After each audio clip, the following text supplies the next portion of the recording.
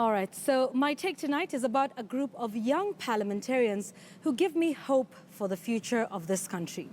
These legislators, many of them who are doing their first term in Parliament, have clearly understood the role of MPs, that of oversight, legislation and representation.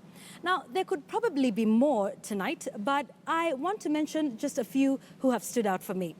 So let's start with nominated MP Johnson Sakaja. At age 29, he was nominated to Parliament to champion the rights and the interests of young people. And in his time, he has managed to push through the National Employment Authority Act that seeks to ensure that youth and marginalized groups get access to employment opportunities. He has been a consistent advocate of greater opportunities for young people. There may be an argument over whether young people are really better, but as a legislator, he has done his part. Now, in case you've forgotten, Senator Martha Wangari also made history during the 11th Parliament. She became the first female senator to successfully sponsor a bill into law. That is the County Government Amendment Act that seeks to have nominated MCAs sworn in at the same time as their elected counterparts. She, by the way, is also the second female legislator after Millie Odhiambo to have a bill called by her name. Ladies and gentlemen, she's not the only one. You also have Nyeri County MP Priscilla Nyokabi to thank for the Access to Information Act, considered to be one of the key pillars of a free society. This act has been described as a win for whistleblowers, media, and the general public. Again, how far we as a society are willing to implement this law is not necessarily in Priscilla Nyokabi's hands. So let's move across the political divide, shall we? And take a look at legislator Ken Okoth, representative of the people of Kibra. Grassroots women's rights organizations can relate with him for his efforts in the ever-elusive two-thirds gender rule.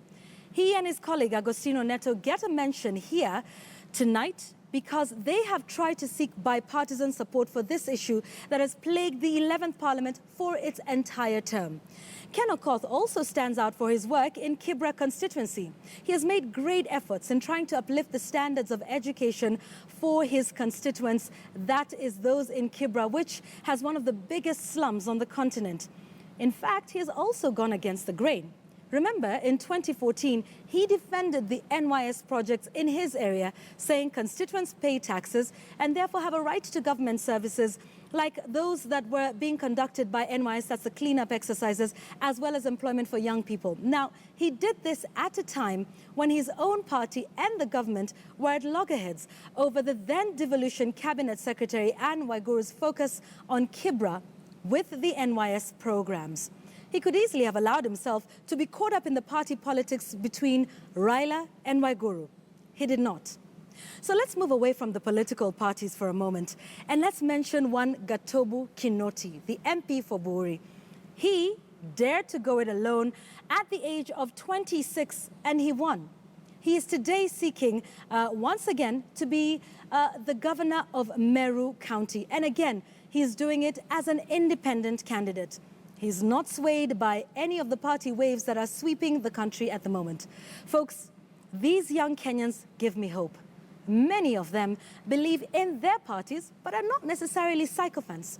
They simply attempt against many odds and conventional wisdom to make a difference. That is what the nation is crying for. Single-minded, sober, detribalized Kenyans who will see Kenya's challenges for what they are and not through the jaundiced eyes